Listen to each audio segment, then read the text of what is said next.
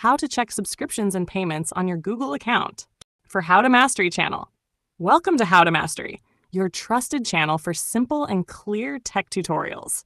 In this video, I'll show you how to check your active subscriptions and payment history in your Google account, step by step. Let's get started.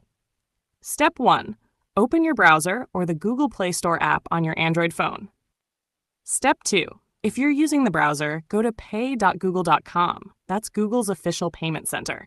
Make sure you're signed in with the correct Google account.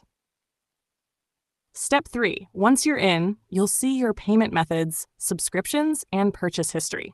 Tap on subscriptions to view all active services, like YouTube Premium, Google One, or app memberships. Step 4. To check what you've paid for in the past, tap Activity or Purchase History. Here you can see all your payments, including app purchases, movie rentals, and subscription renewals. Step 5. If you want to cancel a subscription, tap on the service name and select Cancel Subscription. Google will show you the next billing date and confirmation message. Step 6. Extra tip. You can also check your subscriptions directly in the Google Play Store.